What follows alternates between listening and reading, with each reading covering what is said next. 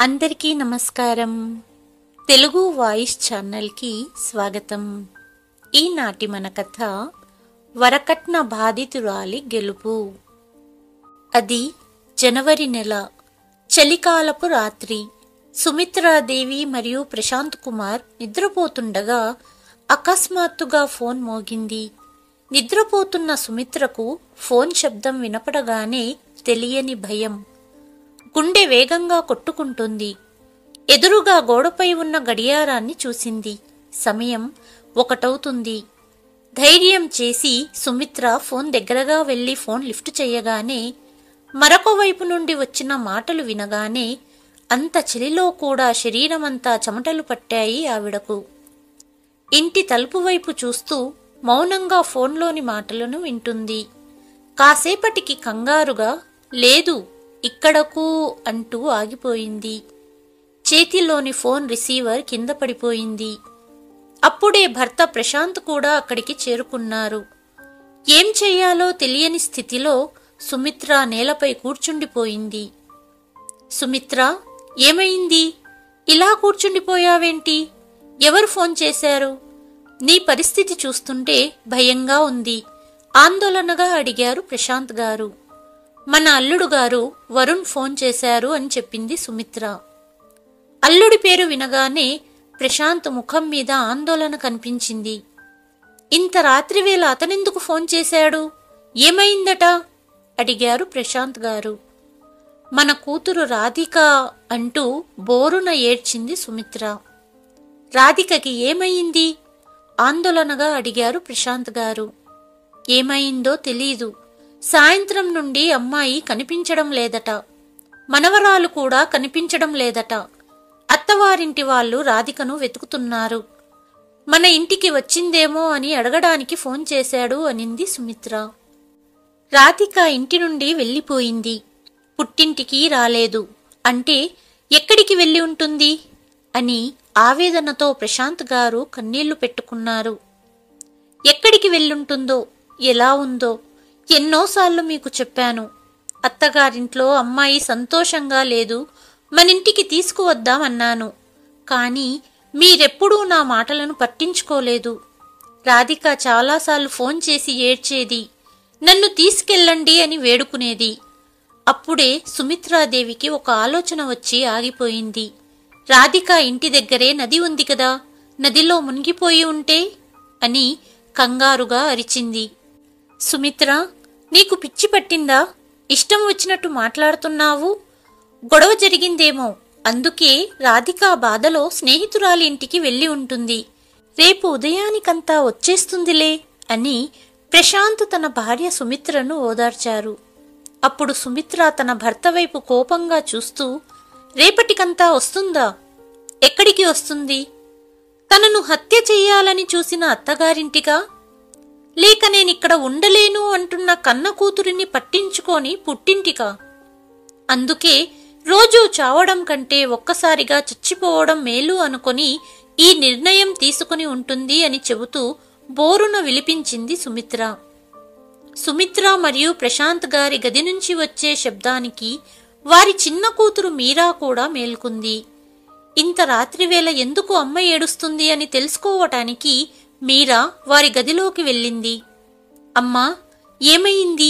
ఎందుకు ఏడుస్తున్నావు అని మీరా తల్లిని అడిగింది. మీరా, ఈరోజు నువ్వు రాధికతో మాట్లాడావా అని అడిగింది సుమిత్ర. లేదమ్మా, నేను మాట్లాడలేదు. ఏమైందమ్మా అని మీరా అడిగింది. రాధిక తన కూతురిని తీసుకుని అత్తవారింటి నుండి ఎక్కడికో వెళ్ళిపోయింది. తిరిగి రాలేదు.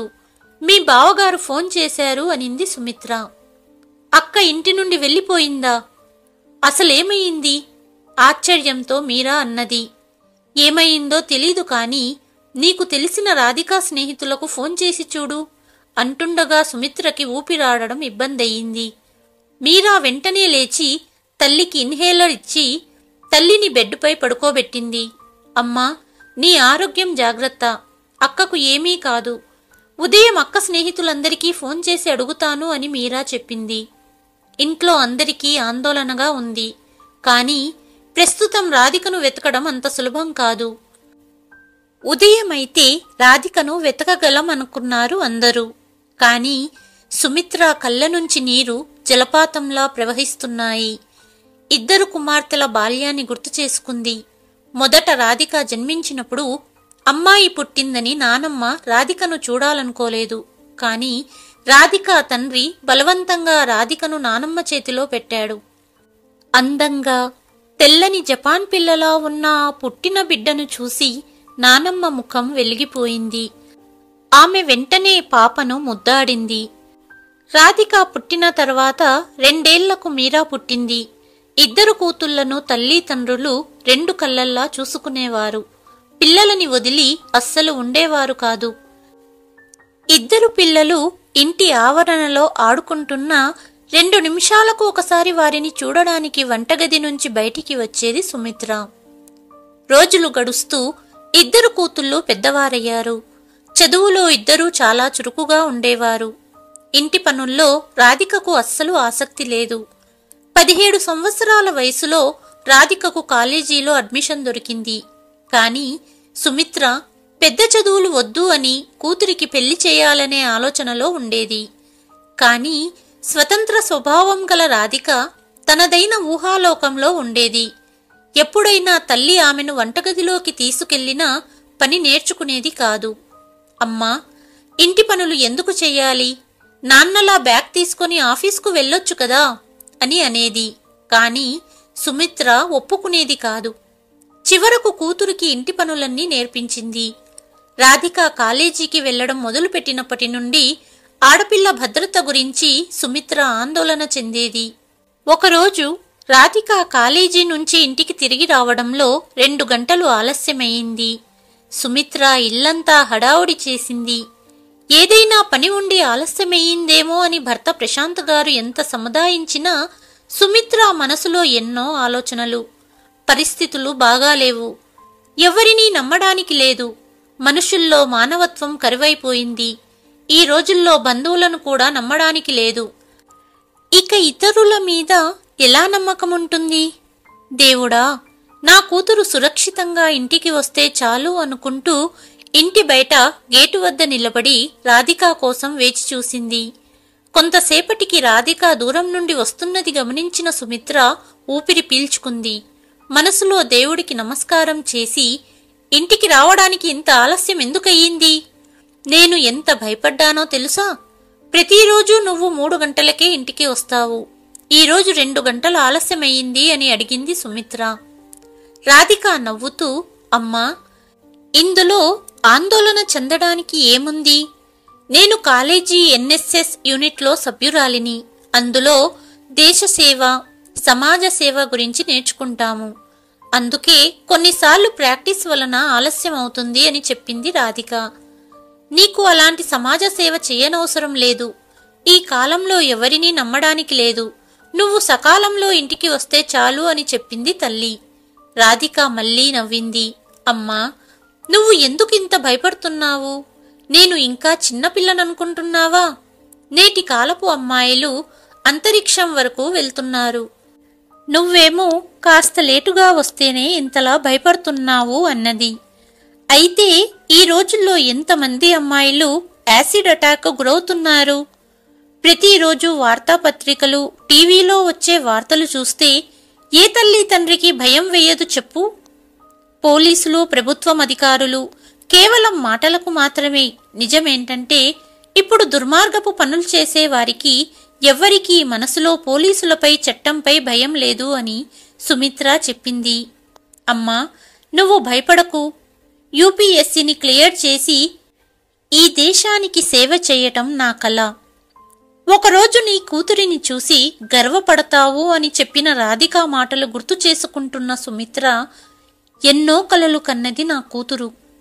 కాని మా ఒక్క తప్పు వల్ల రాధిక కలలన్నీ చిన్నాభిన్నమయ్యాయి అని బాధపడింది.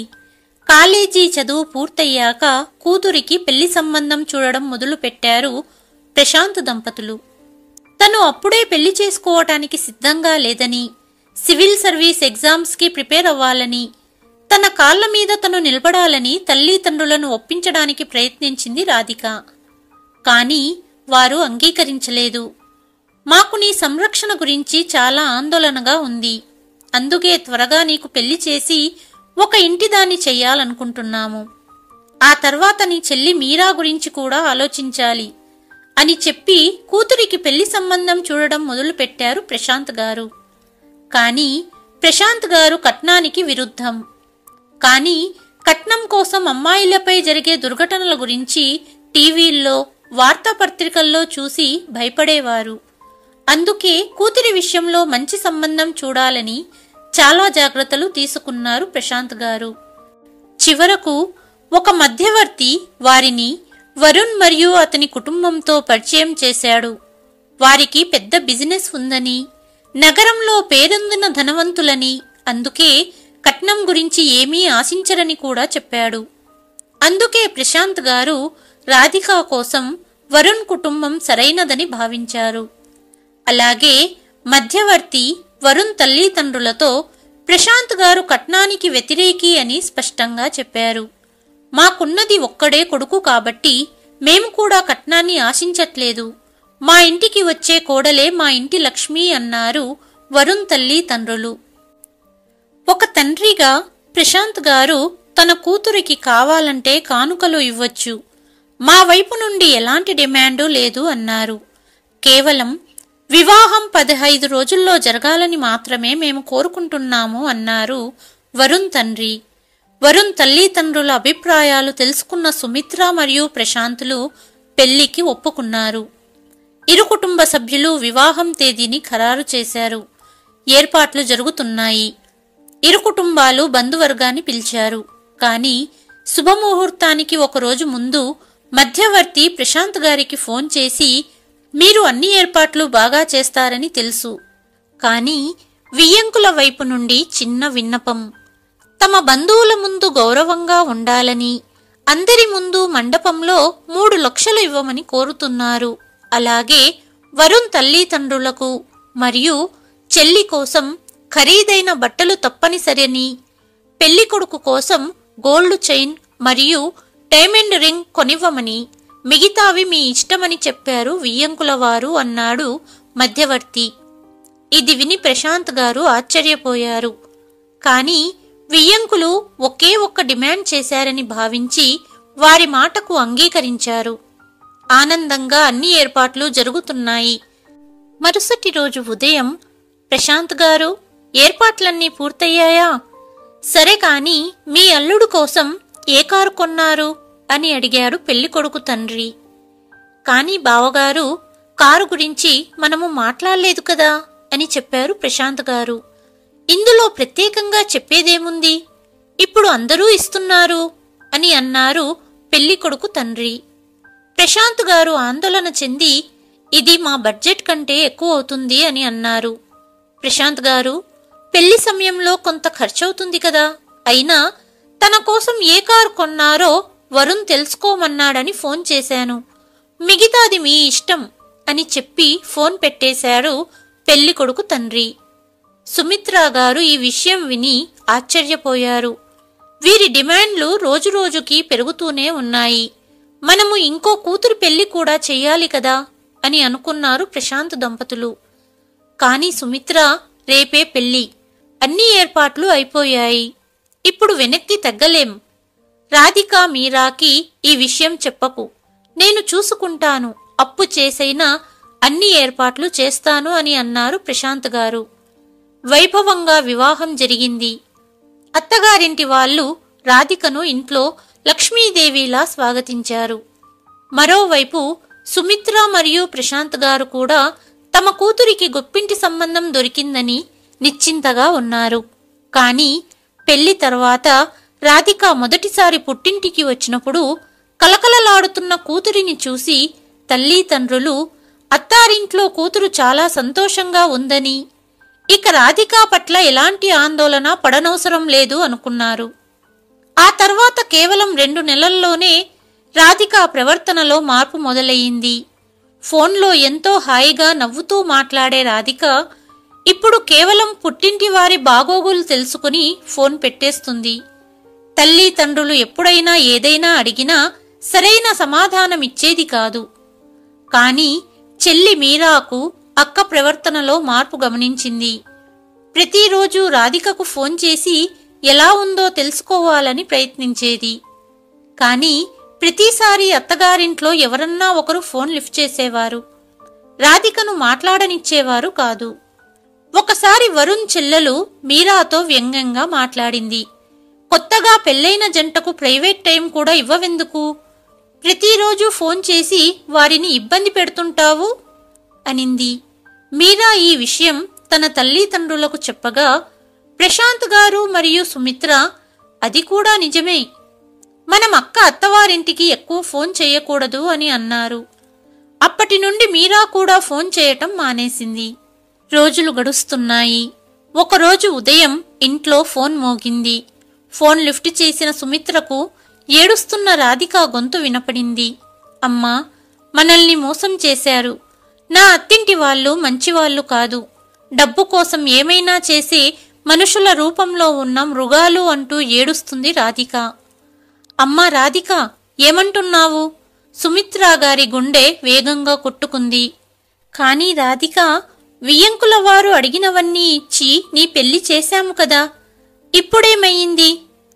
నా జీవితం నాశనమయ్యిందమ్మా. వాళ్ళు చెప్పినట్టు అసలు వీళ్లకు ఎటువంటి బిజినెస్ లేదు. నీ అల్లుడు నిరుద్యోగి. నిజం బయటపడకుండా ఉండటానికి పెళ్లి తొందరగా జరిపించారు. మొదట్లో నాతో చాలా బాగానే ఉన్నారు. ఒకరోజు నా అత్త నా దగ్గరికి వచ్చి కొత్త బిజినెస్ మొదలు పెట్టడానికి కొంత డబ్బు కావాలి, కానీ డబ్బు సర్దుబాటు చేయటానికి కాస్త సమయం పడుతుంది కాబట్టి నువ్వు మీ నాన్నగారి దగ్గర నుంచి 5 లక్షలు తీసుకురా అని అడిగింది. ఇప్పుడే నాన్న నా పెళ్లి చేశారు. తన స్థాయిని మించి ఖర్చు చేశారు. ఇప్పుడు నేను వారిని డబ్బు అడగలేను అని నేను సమాధానమిచ్చాను. నేనేమన్నా ఊరికే ఇవ్వమంటున్నానా? అప్పుగా అడుగు, డబ్బు సర్దుబాటయ్యాక తిరిగి ఇచ్చేద్దామనింది. అప్పుడు వరుణ్ కూడా నా దగ్గరికి వచ్చి, రాధిక, ఇప్పుడు నీకు పెళ్ళయింది, ఈ ఇంట్లోనే ఉంటున్నావు కాబట్టి నీ పుట్టింటి వాళ్ల గురించి కంటే నీ అత్తగారింటి గురించే ఎక్కువగా ఆలోచించాలి. ఎలాంటి ప్రశ్నలు అడగకుండా మీ పుట్టింటికి వెళ్లి డబ్బు తీసుకునిరా అని అన్నాడు. ఏదేమైనా నేను నాన్నను డబ్బు అడగను అని చెప్పేశాను. అప్పటి నుండి ఈ విషయంపై వాళ్ళు నాతో కోపంగా ఉన్నారు. రోజు నన్ను ఇబ్బంది పెడుతున్నారు. ఇంటి నుంచి బయటికి వెళ్ళనివ్వరు, ఫోన్లో మాట్లాడనివ్వరు. ఎవరితోనైనా నేను ఏదైనా చెప్తానేమో అని భయపడుతున్నారు అంటూ కన్నీరు పెట్టుకుంది రాధిక. వణుకుతున్న గొంతుతో, ఏం చెప్తున్నావు రాధిక అనింది సుమిత్ర. నేను చెప్పిన ప్రతి మాట నిజమే అమ్మా. ఇప్పుడు నువ్వెక్కడి నుండి ఫోన్ చేస్తున్నావు అడిగింది తల్లి. నా అత్తా మామలు ఎక్కడికో వెళ్లారు.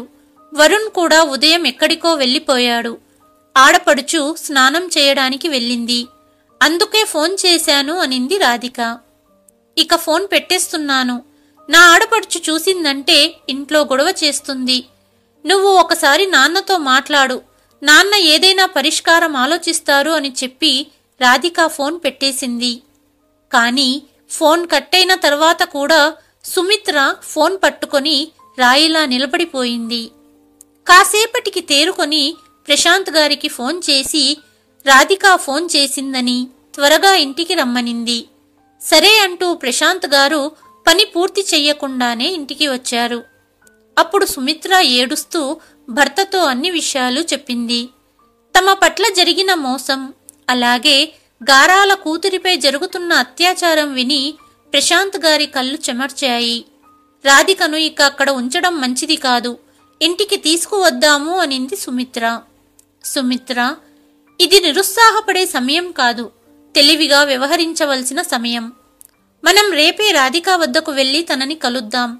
మనని కలిస్తే ఆమెకు కొంత ధైర్యం వస్తుంది. కొన్ని రోజుల పాటు ఆమెను మన ఇంటికి పంపమని రాధిక మామగారిని అడుగుదామన్నారు ప్రశాంత్ గారు. మరుసటి రోజు ప్రశాంత్ దంపతులు కూతురి ఇంటికి వెళ్లారు. సుమిత్ర కూతురిని చూసి ఆశ్చర్యపోయింది. రాధిక ముఖంపై ఒకప్పటి ఉత్సాహం కనపడలేదు ఆ తల్లికి. అత్తామామల గురించి చెప్పనక్కర్లేదు. వారు రాధిక తల్లి తండ్రిని చూసి ఆశ్చర్యపోయారు. వివాహం సమయంలో వారు నవ్వుతూ మాట్లాడుతూ కనిపించిన వారి ముఖాల్లో ఇప్పుడు కోపం మాత్రమే కనిపించింది. రాధికను కలిసినప్పటికీ చుట్టూ ఉన్న వారి వల్ల కూతురుతో మాట్లాడలేకపోయారు ప్రశాంత్ దంపతులు. రాధిక కూడా ఏమీ మాట్లాడలేకపోయింది. బావగారు, మేము రాధికను కొన్ని రోజుల పాటు ఇంటికి తీసుకెళ్లాలనుకుంటున్నాము అని అడిగారు ప్రశాంత్ గారు. కానీ మరో వారం రోజుల్లో నా చెల్లెలి కూతురి పెళ్లి ఉంది. అందరూ ఖచ్చితంగా వెళ్లడం అవసరమని చెప్పి రాధికను పంపడానికి నిరాకరించారు రాధిక మామగారు. సరే, మీరు పెళ్లి నుండి వచ్చాక రాధికను కొన్ని రోజుల పాటు తీసుకెళ్తాము అని చెప్పి వారు అక్కడి నుండి బయలుదేరారు. కానీ కూతురిని వదిలి రావడం ప్రశాంత్ దంపతులకు బాధగా ఉంది. అతి కష్టం మీద 15 రోజులు గడిచాయి. ప్రశాంత్ దంపతులు ఇంకొకసారి కూతుర్ని తీసుకురావటానికి వెళ్లారు.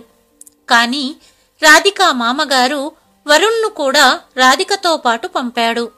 3 రోజులు గడిచాయి. తల్లిదండ్రులు అల్లుడి ముందు కూతురితో ఏమీ మాట్లాడలేకపోతున్నారు. మీరా కూడా అక్కతో మాట్లాడాలని చాలా ప్రయత్నించింది. వరుణ్ అస్సలు రాధికను ఒంటరిగా వదిలేవాడు కాదు. ఒకరోజు వరుణ్ వాష్రూమ్కి వెళ్ళగా సుమిత్ర మరియు మీరాకు రాధికతో మాట్లాడే అవకాశం లభించింది. రాధిక వచ్చినప్పటి నుండి కట్టుకుంటున్న పాత చీరలు చూసి, అక్క, ఎందుకు ఇంత పాత చీరలు కడుతున్నావు? మెడలో నగలేమీ పెట్టుకోలేదెందుకు? అడిగింది మీరా. అప్పుడు రాధిక కళ్ళ నిండా నీళ్లతో, నా నగలు, కొత్త బట్టలు అన్నీ అత్తగారింటి వాళ్ళు తమ కూతురి పెళ్లికి ఉపయోగపడతాయని తీసేసుకున్నారు అని చెప్పింది. కానీ రాధిక, మొన్న మీ ఇంటికి వచ్చినప్పుడు పెళ్లిలో ఇచ్చిన సామాను కూడా నీ ఇంట్లో కనపడలేదు అని సుమిత్ర అడిగింది. అమ్మా, మీరు నాకు ప్రేమతో ఇచ్చిన TV, fridge, AC, sofa, washing machine అన్నీ వీళ్ళు అమ్మేశారు అని చెప్పింది రాధిక. అప్పుడు రాధిక భర్త వరుణ్ వస్తున్నట్లు గమనించి అందరూ మామూలుగా ఉన్నట్టు నటించారు. మరుసటి రోజు తన స్నేహితుడి పెళ్లికి వెళ్లాలని వరుణ్ రాధికను తీసుకుని బయలుదేరాడు. ప్రశాంత్ గారు తన జేబు నుండి రాధిక కోసం కొన్న కొత్త మొబైల్ను తీసి, ఎప్పుడైనా మాతో మాట్లాడాలనిపిస్తే ఫోన్ చెయ్యి అంటూ కూతురికి ఇచ్చారు. అంతలో రాధిక, ఆలస్యమవుతోంది అని వరుణ్ అన్నాడు.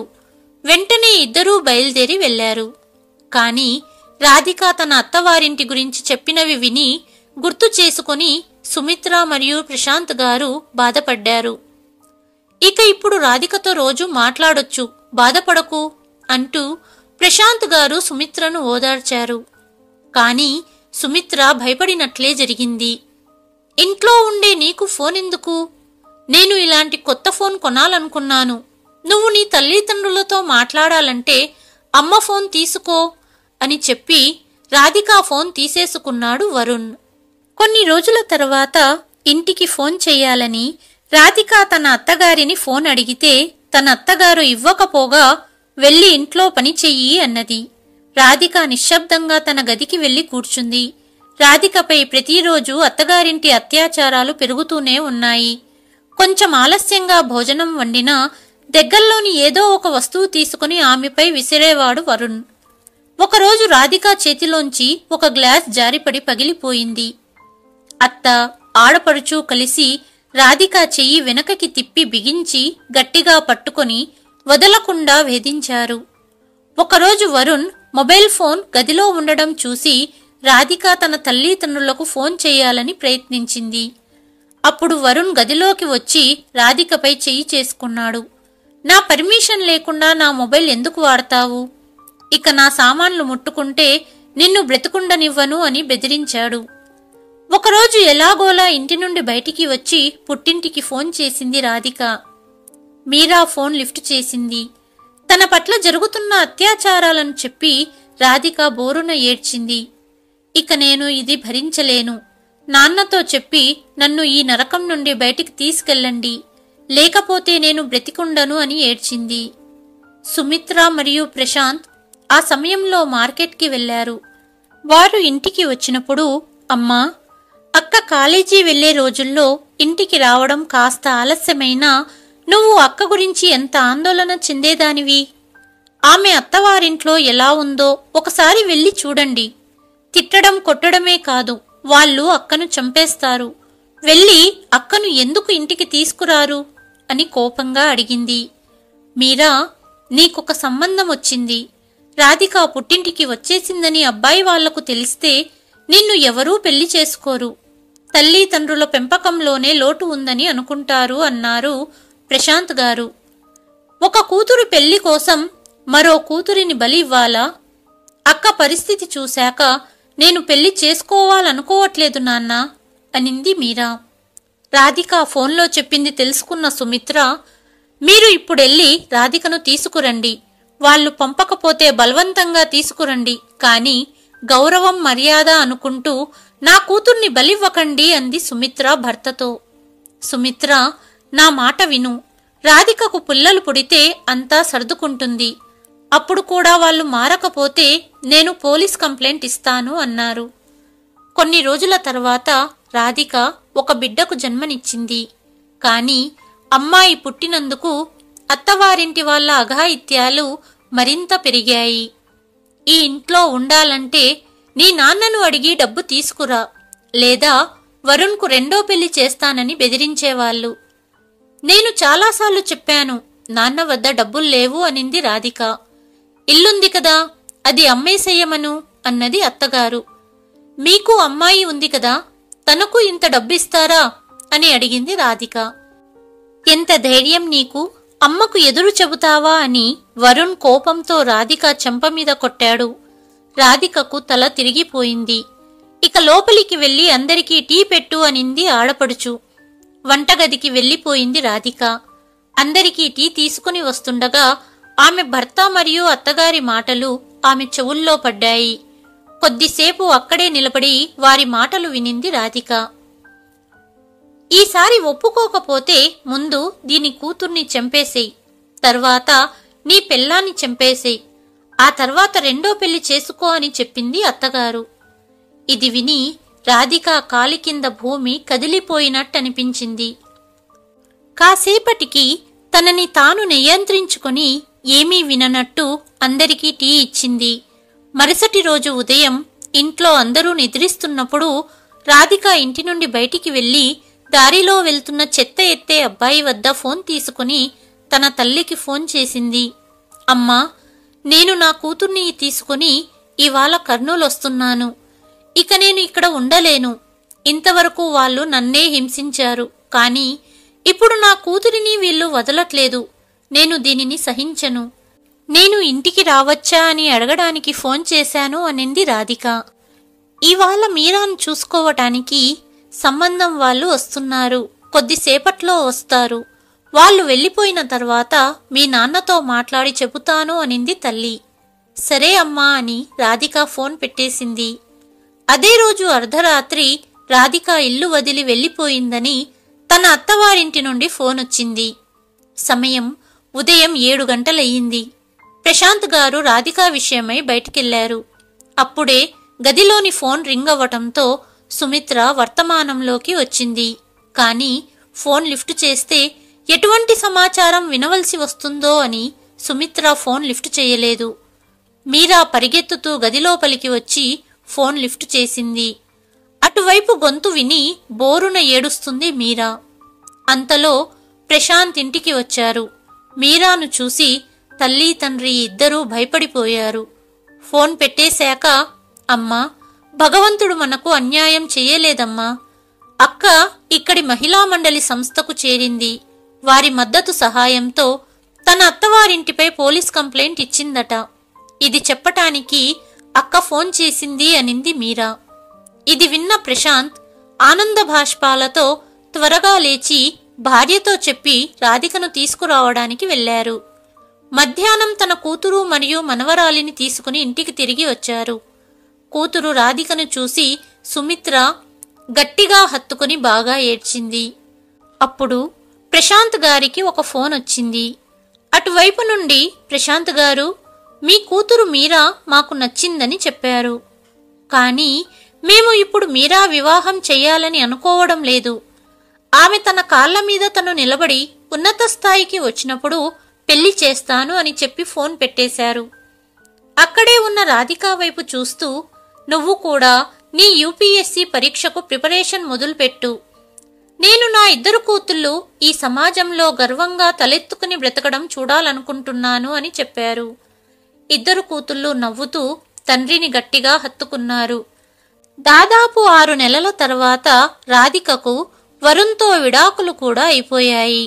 రాధిక చాలా కష్టపడి పరీక్షకు ప్రిపేర్ అయ్యింది. చూస్తుండగా 4 సంవత్సరాలు గడిచిపోయాయి.